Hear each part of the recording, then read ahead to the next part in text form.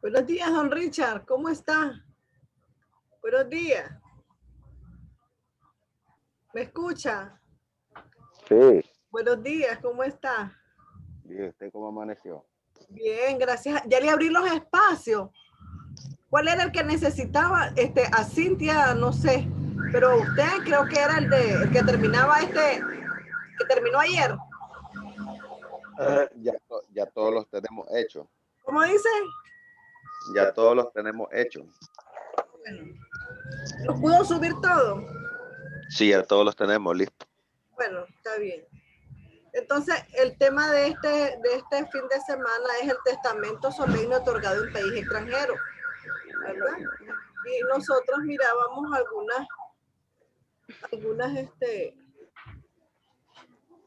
algunas cosas sobre el testamento, ¿verdad? Entonces, la Sí. pregunta es, para que este testamento tenga validez en Nicaragua, ¿qué se necesita? ¿Qué se necesita para que un testamento tenga validez? Tiene primero, Testamento otorgado en el extranjero, para que él tenga validez en Nicaragua, ¿qué se necesita? Anda lapicero. tiene que ratificarse en la No, no. Cancillería.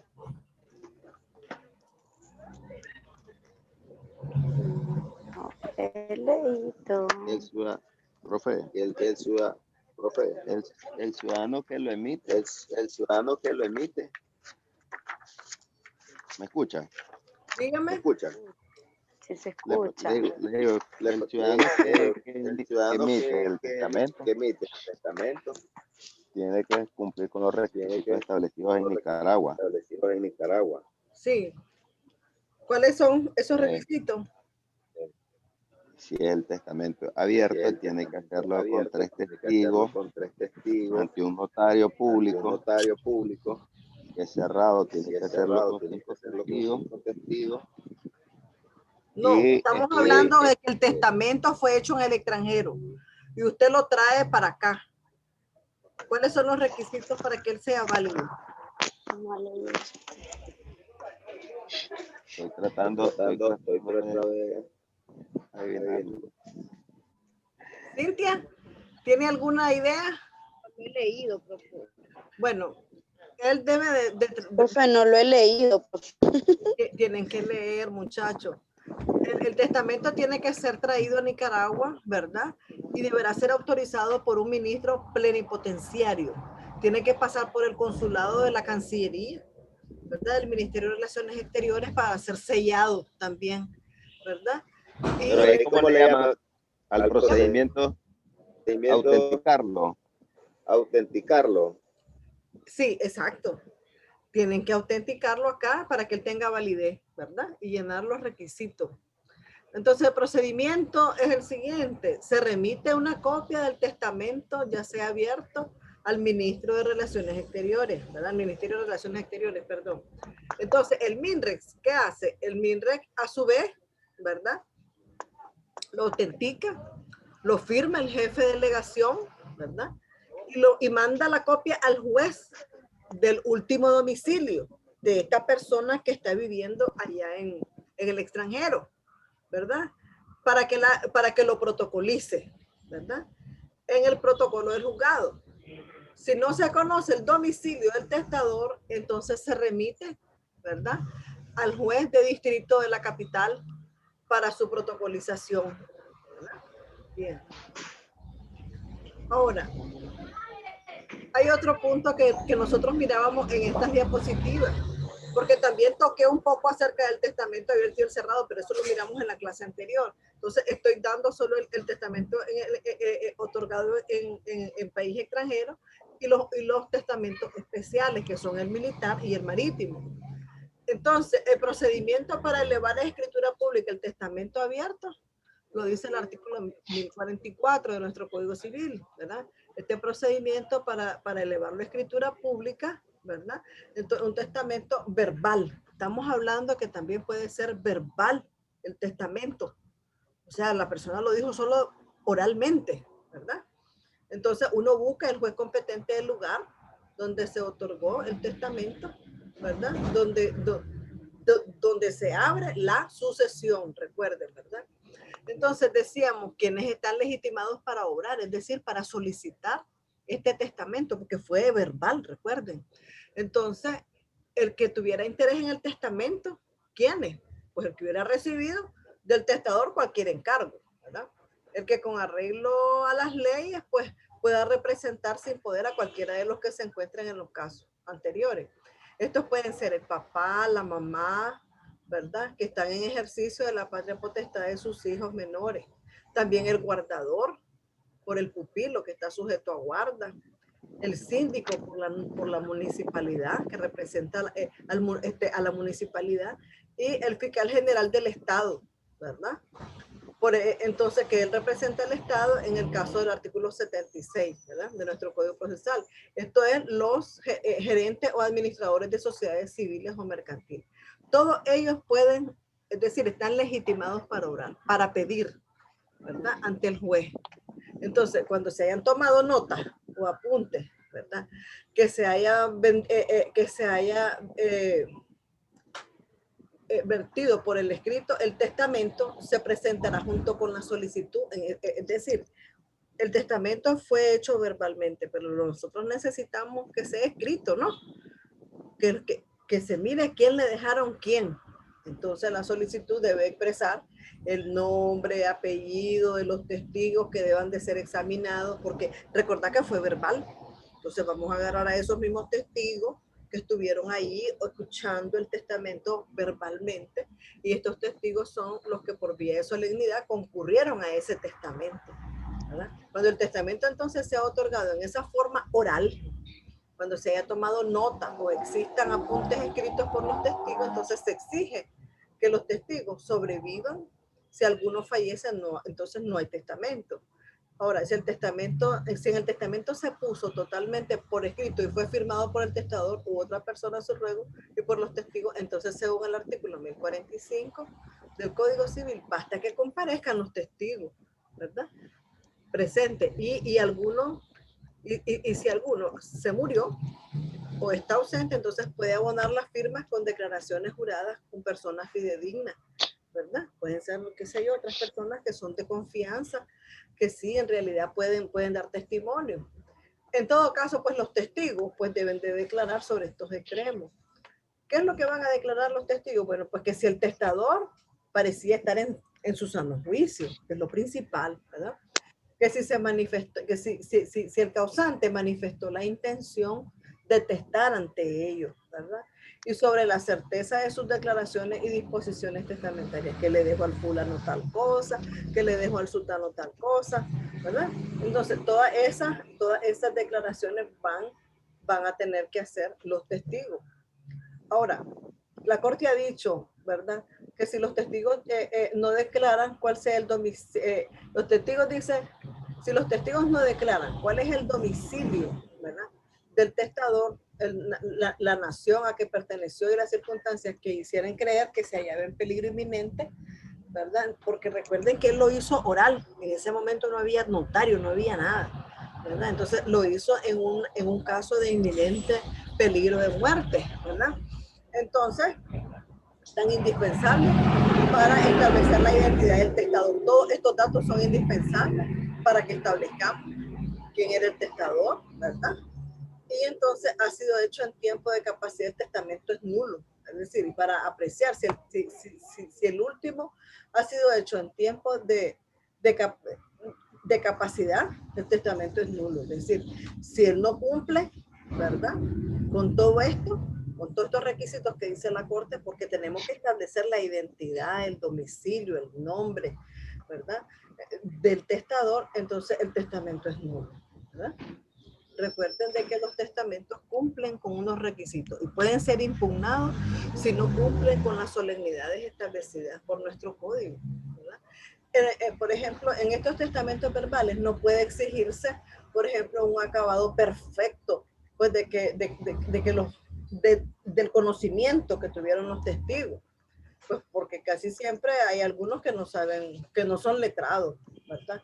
Y en todos los detalles indispensables para la validez de este testamento. No puede uno ser tan exigente, ¿verdad? Y entonces, aunque hayan sido otorgados ante el cartulario, a fin de que ajustaren a ellos la redacción de la voluntad del testador. Con tal de que ellos digan cuál era la verdadera voluntad del testador, a veces es suficiente, porque hay gente que no sabe ni leer ni escribir, ¿verdad? No es indispensable que la memoria haya sido suscrita por el testador o por un testigo de su ruego. No es nulidad que dos testigos declaren que después de leído el testamento no oyeron que el testador le diera su aprobación. Con solo que él firme, él está dando su aprobación. No necesita decirlo verbalmente, ¿verdad? Entonces, y tenemos pues de que después de leído el testamento, ellos no oyeron entonces la aprobación del testador. Ni tampoco, ni que la lectura, por ejemplo, se haya hecho después y no antes de la firma, ¿verdad? Estas cosas no invalidan el testamento. Eso es lo que quiere decir, ¿verdad? Entonces, los testigos deponen, entonces, estamos explicando que el juez los mandó a llamar. Van a declarar separadamente en actas individuales y materialmente distanciados. Primero el uno y después el otro, para que ninguno oiga lo que el otro va a declarar, ¿verdad? Entonces, el juez debe de dar a conocer a los testigos, ¿verdad?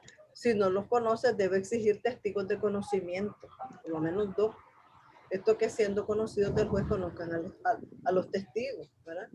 Y dice, el juez deberá cuidar bajo su responsabilidad que se exprese que los testigos, que lo expresado por estos testigos, ¿verdad?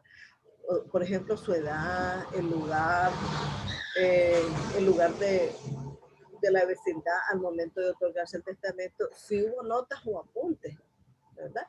Y se le muestre a los testigos para que depongan, es decir, se les enseña. Usted estaba presente cuando esto y esto y esto pasó, ¿verdad? Y entonces, para que ellos miren y oigan y puedan ellos deponer, declarar si es verdad o es mentira. Si recibidas las declaraciones y agotados los formalismos anteriores, se convence el juez, ¿verdad? Se convence el juez pues, de que el testador no estaba jugando, que acordate que fue un testamento verbal, sino que tuvo el propósito serio de decir, esta es mi última voluntad, ¿verdad? Entonces, que los testigos oyeron en su mismo acto de boca del testador las disposiciones que quería que tuviera.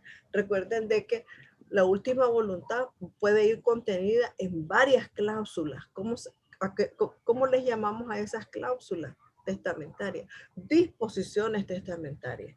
Son llamadas también cláusulas testamentarias. En cada una de ellas, pues, al fulano le dejo tal cosa, al fulano le dejo tal cosa. En una puede ir el inventario de los bienes muebles, en otro puede ir el inventario de los bienes inmuebles, ¿verdad? Y tenemos que detallar con todos los datos registrales las propiedades inmuebles. También los bienes muebles, porque si tiene 5 televisores, tenemos que detallar el televisor Sony, el televisor Smart TV, qué sé yo. ¿Me escuchan, jóvenes? Sí, profe. Sí, profe. Entonces, y que los testigos son los legales según los casos y son idóneos. Entonces, declaran por sentencia definitiva el testamento, el contenido de las declaraciones sin perjuicio de terceros y manda a protocolizar el juez, ¿verdad? El expediente en el protocolo del juzgado o de cualquier notario. Solo tienen validez las declaraciones uniformes o contestes de los testigos, ¿verdad? Por ejemplo, si se presenta algún opositor, no se admite. Eso le iba a preguntar.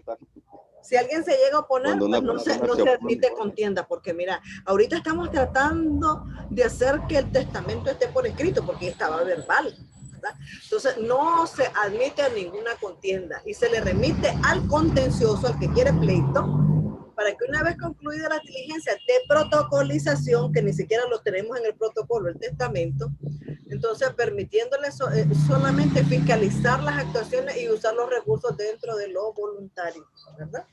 Entonces, estamos hablando cuando hablamos de voluntario, estamos hablando del procedimiento de jurisdicción voluntaria, ¿verdad? Pero él no se puede oponer. Recuerden de que si vos te opones a algo, inmediatamente el juez te remite a la vía ordinaria, ¿verdad? La vía ordinaria es lo contencioso, ¿ya? Pero si solo vas a observar y todo, vos decís, porque recuerden que les explicaba que hay 3 tipos de procedimientos. Cuando usted hace la petición de herencia, cuando usted hace la partición de herencia y cuando usted solicita que le declaren heredero, ¿verdad? Entonces, las 3 acciones se van por tres vías diferentes, tres vías procesales diferentes. Vía de jurisdicción voluntaria, vía sumaria y vía ordinaria. Cuando miremos procesal, los vamos Diferentes a ver cada vías. uno. Dígame. Dígame. Entonces, vamos a seguir viendo, ¿verdad? Que este testamento consignado en decreto judicial de protocolización puede ser atacado de nulidad, ¿verdad? Como cualquier otro testamento que vos podés impugnar, ¿verdad? Pero en juicio ordinario, porque vos ya estás peleando, ¿verdad? Si ya te opones a algo, vas para lo contencioso. ¿Estamos escuchando, Cintia? ¿Escucha, Cintia? Bien. Dígame. Escucha. Nada más que sí, profe. Nada más que corta de repente. Está Se bien. entrecorta de Escuche. repente. Sí, sí se corta, parece que está como mala la señal. Sí, eso Entonces, vamos a hacer un poco más breve, ¿verdad? Y vamos a entrar a ver los testamentos especiales. ¿Cuáles son los testamentos especiales, Cintia? Los marítimos Ajá. ¿Y él? y militares. Exacto. Los testamentos marítimos, militares y también el hecho en el extranjero, ¿verdad? Está incluido Sí. dentro de esos especiales. Entonces vamos a ver qué requisitos se necesitan para el testamento militar. Es decir, para muchachos, yo necesito que de hoy en adelante ustedes lean su clase. Yo monté esta clase el martes. Con solo que lean el video y ustedes se den una idea y ustedes den una estudiadita de una hora, porque esta materia no es difícil, es muy bonita, ¿verdad? Entonces, para que ustedes, el día de la videoconferencia, ustedes van preparados, ¿verdad? Entonces, ¿qué requisitos se necesitan para el testamento militar?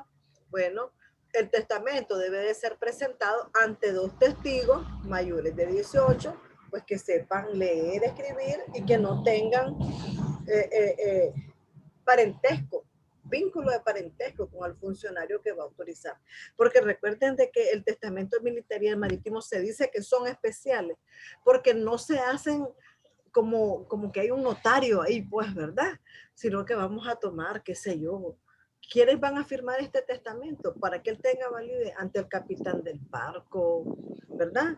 O ante, estamos hablando en términos militares, puede ser ante el capitán, ante el superior militar, ¿verdad?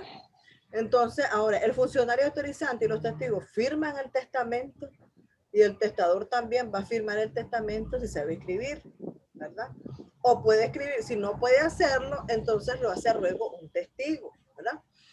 Y o otra persona dejando constancia de lo que está pasando, ¿verdad? Y firma por mí el señor fulano de tal, ¿verdad?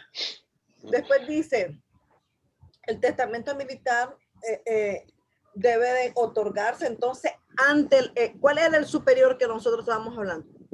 Puede ser un auditor de guerra. Yo no conozco muy bien el escalafón militar, ¿verdad? Pero el código dice un auditor de guerra, ¿verdad? Entonces, si no hay, pues entonces ante el jefe de Estado o ante el mayor o el capitán. Yo sí sé que hay capitán ahí de la compañía, ¿verdad?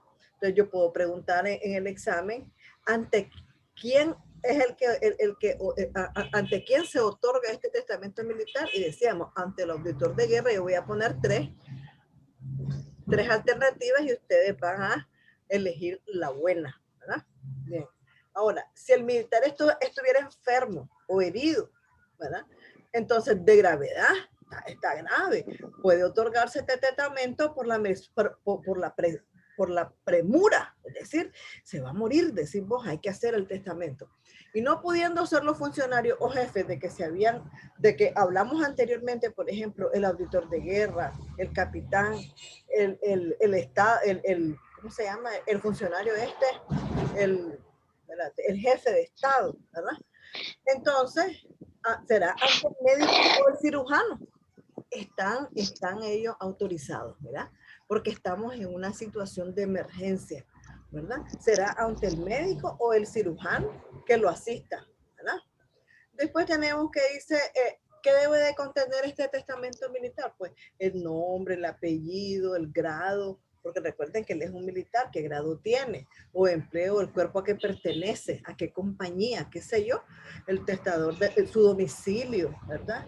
Dónde nació, la edad, su nacionalidad, el estado civil, los motivos o circunstancias que lo están impulsando a testar, ¿verdad? Porque él dice, me estoy muriendo, yo necesito decir cuál es mi última voluntad. Ahorita estamos con civil 5.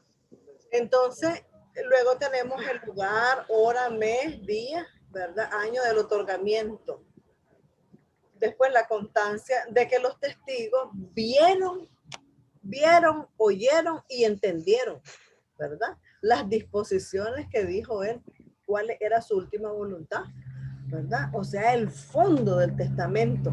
Entonces, el testador debe expresar, estamos hablando de la persona que se está muriendo, debe expresar claramente su ánimo e intención de testar, ¿verdad? Y el funcionario ante quien se está otorgando ese testamento, entonces debe de dar fe de que el otorgante se encuentra en sano juicio. Eso es lo primero, aunque el testamento no sea militar, o sea, que no sea un testamento especial, aunque solo sea un testamento abierto o cerrado, sobre todo en el abierto, y también en el acta, cuando es cerrado, el notario tiene que decir de que él estaba en su santo juicio, ¿verdad? En pleno uso de sus facultades mentales.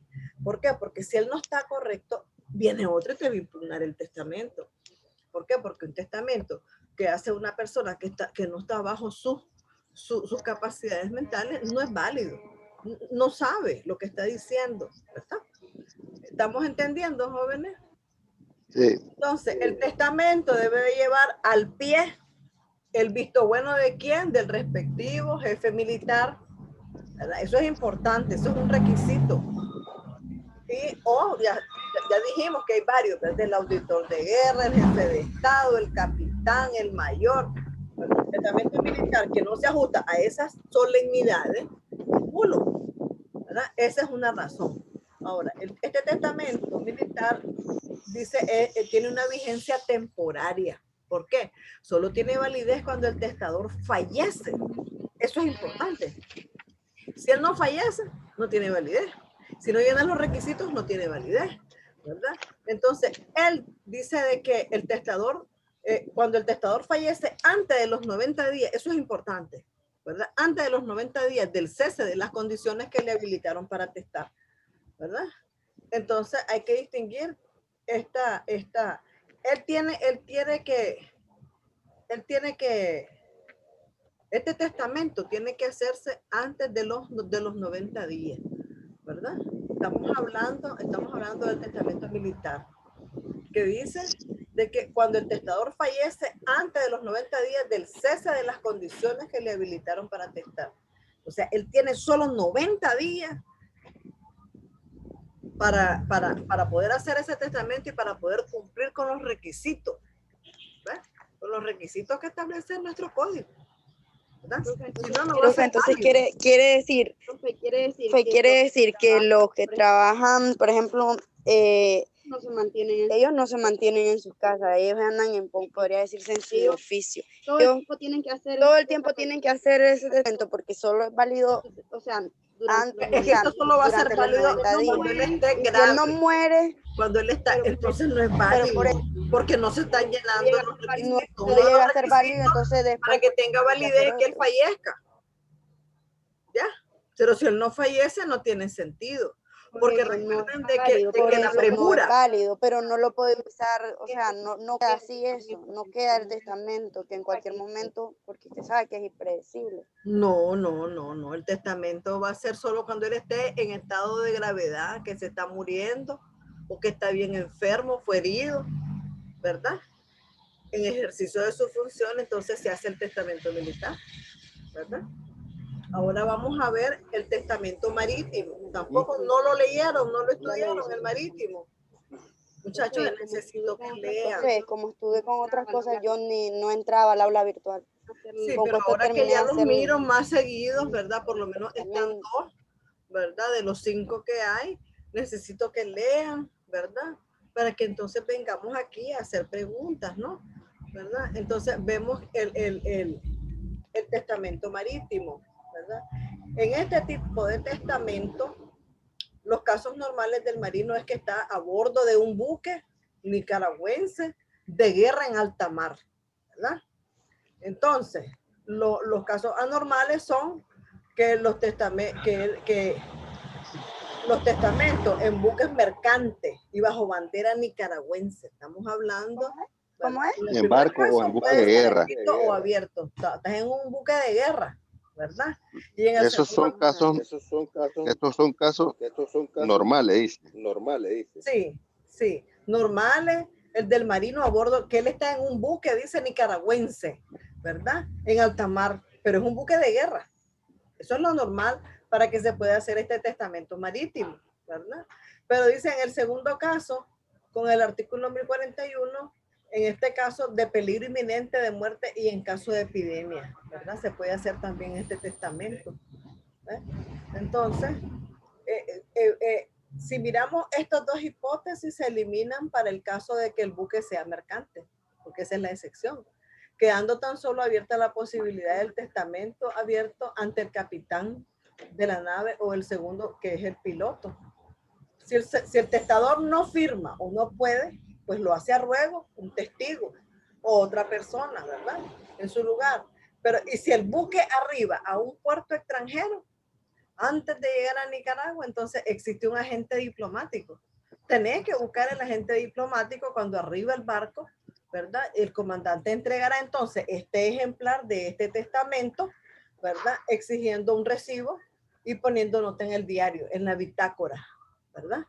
Entonces, esta modalidad de testamento se hace extensiva a todos los tripulantes. Ahora ya no solo es al militar, a los oficiales y cualquiera que se haya a bordo del buque de guerra en alta mar, ¿verdad?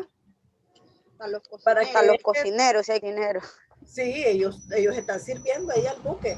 Y para la validez de este testamento, entonces, que también de excepción y temporario se requiere que el testamento, que el testador fallezca, ¿verdad? Antes de desembarcar o de expirar los 90 días subsiguientes al desembarque, ¿verdad?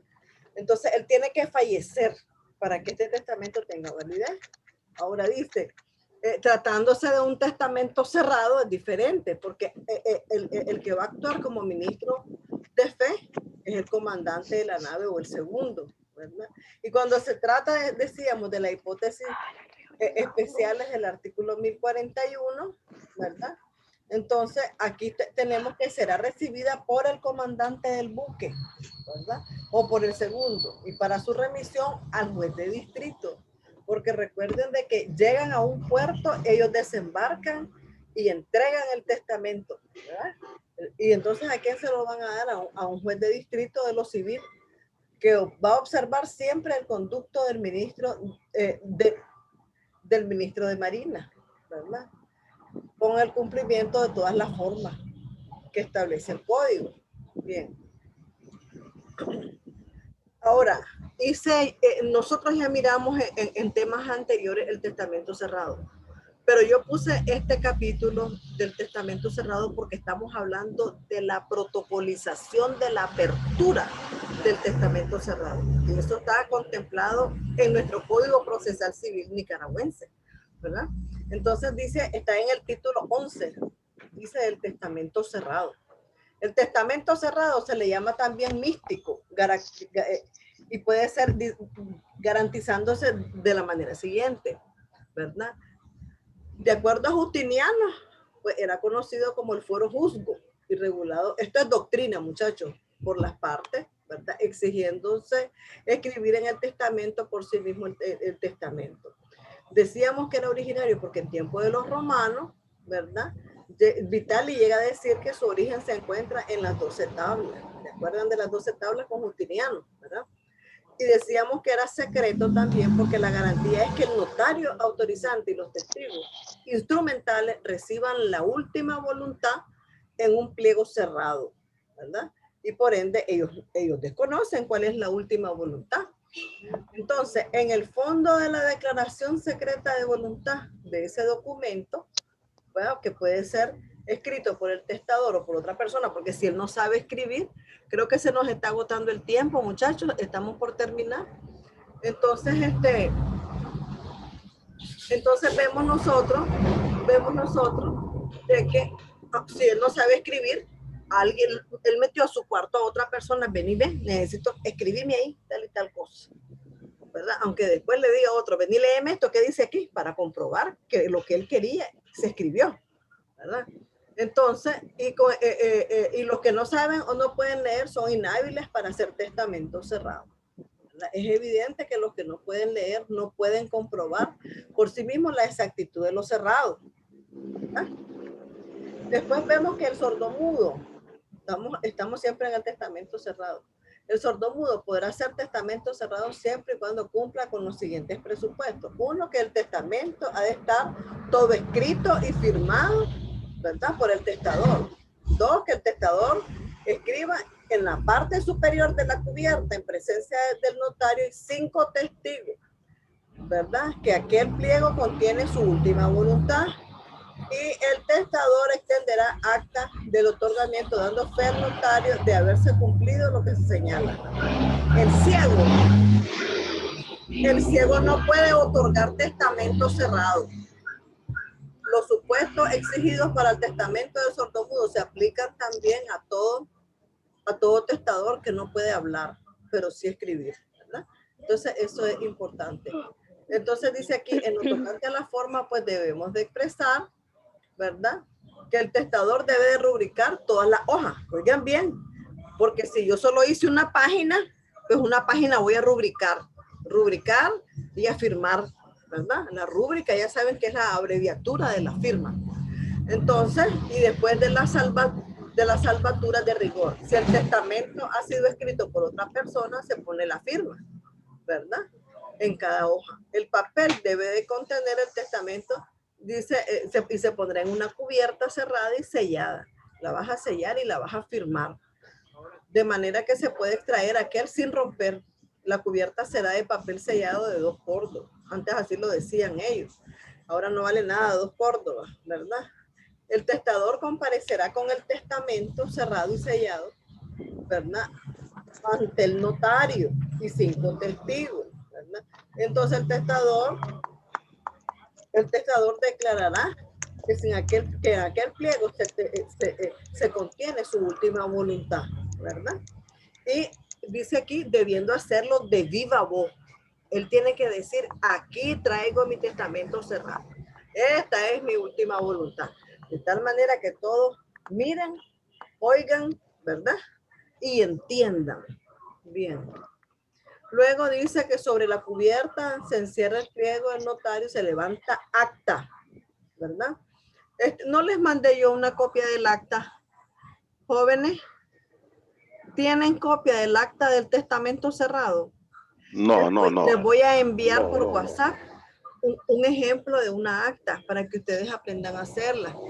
De uno abierto, uno cerrado.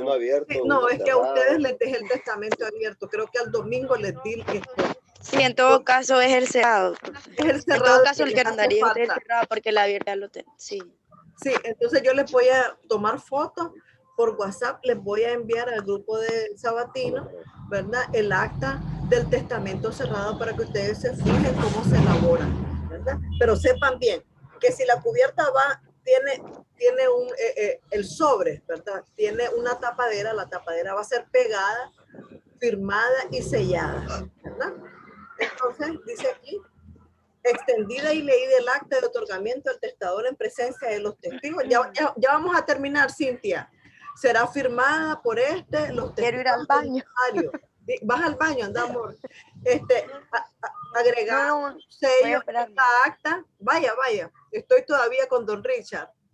Entonces, esta acta firmada por los testigos y el notario, agregando su sello. Esta acta, como toda acta notarial, debe de llevar lugar, día, hora, mes y año. Entonces, de esta acta se pone copia, ¿verdad? Se pone copia en el protocolo del notario. Esta misma acta que vas a elaborar en el testamento cerrado, en el sobre de Manila, lo vas a poner en tu protocolo igual, ¿verdad? Entonces, después la custodia. Si usted quiere, le puede dejar al notario en custodia el protocolo, o se lo da a un pariente, o lo guarda en su ropero, o lo guarda en una bodega del banco, qué sé yo. Pero si usted se lo da al notario o se lo da a un registrador, ellos tienen que entregarle recibo de que ellos recibieron ese testamento cerrado, ¿verdad? Y entonces, en el caso del notario y del registrador, ¿verdad? Ellos llevarán al efecto al margen o a continuación de la copia del acta de otorgamiento que quede el testamento en su poder. Hay que dejar una razoncita de que el testamento quedó en poder de ellos, ¿verdad? Solo en el caso del registrador o del notario, ¿verdad? Y después vemos la apertura de este testamento que les estaba diciendo, está contemplado en nuestro Código Procesal Civil nicaragüense, ¿verdad? Entonces, aquí vemos qué es lo que contiene toda la protocolización de cómo se va a abrir este testamento cerrado. El primer paso es que el que tenga en su poder un testamento debe de presentarlo tan pronto tenga noticias de que aquel falleció. Segundo, se puede también pedir, ¿verdad?, la presentación por el que crea tener derecho en él, ¿verdad? Tercero, el juez examina el pliego que contiene el testamento y levanta acta de su estado, cómo está, si está rasgado, si cómo está, y describe minuciosamente los motivos que hagan creer que ha sido abierto o alterado. Porque recuerden que si él tiene rotito algo, es que ya lo abrieron. Él no tiene por qué estar roto, ¿verdad? Ahora, y con la solicitud debe de acompañarse la partida de defunción para acreditar la muerte del testador, ¿verdad? Entonces, vamos a ver, ya estamos por terminar. Luego vemos como quinto paso, acreditado el fallecimiento, ya supieron ellos que sí, en realidad falleció la persona, ¿verdad? Entonces, cita a los testigos, ¿verdad? El juez a una audiencia, ¿verdad? Que puede ser al día siguiente. Se levantan estas actas individuales separadas, se pide el examen y se reconoce la de los otros testigos preguntándole si encuentran la carpeta igual, porque recuerden que los testigos vieron cómo se selló, cómo se firmó, cómo se rubricó el sobre de Manila. Como séptimo paso, cuando algún testigo ha fallecido o está ausente, entonces dice aquí, se pone su firma y rúbrica y además se examina por dos personas que conozcan esa firma, a ver, para ver si es verdad que esa es la misma firma. ¿Verdad? Como octavo paso, si el notario autorizante de la cubierta no está, entonces el juez actúa, el juez elige, ¿verdad? Cualquier notario de su escogencia, de su preferencia, poniendo constancia también de las circunstancias, ¿verdad? De que no compareció el notario que hizo ese testamento. Estamos hablando de un testamento cerrado, ¿verdad? Como noveno paso, estamos terminando, jóvenes, como noveno paso, tenemos que pueden presenciar la apertura del pliego y la lectura del testamento, pues todos los parientes también del testador que pueden presumir algún interés sin permitirse se opongan, porque recuerden de que nadie puede oponerse. Estamos en la protocolización de la apertura del testamento cerrado, ¿verdad? Ahora, como décimo paso, abierto el testamento, lo lee privadamente primero el juez, calladito así. Si no hay cláusula que ordene mantener en reserva su lectura, entonces por algún tiempo, porque puede ser que el causante diga, ahorita no lo lean, léanlo dentro de 20 días, ¿verdad? Entonces lo pasa al secretario, el juez, para que le dé lectura en altavoz. En caso contrario, pues se guardan las reservas ordenadas por el testador, porque si el testador dijo que no lo leyeran así, hay que obedecer lo que dice el testamento. Y como onceavo paso y último, una vez verificada la lectura, se dicta el proveído, ¿verdad? Mandando a protocolizar todas las diligencias en el protocolo del juzgado, ¿verdad? Y entonces se da copia de la resolución, ¿verdad? Al que presentó el testamento, porque recuerden de que si usted es abogado y usted tiene el testamento cerrado, toda esta protocolización tiene que ser ante el juez, ¿verdad? Entonces, Dice aquí, y al que presentó declarando, por ejemplo, nulo testamento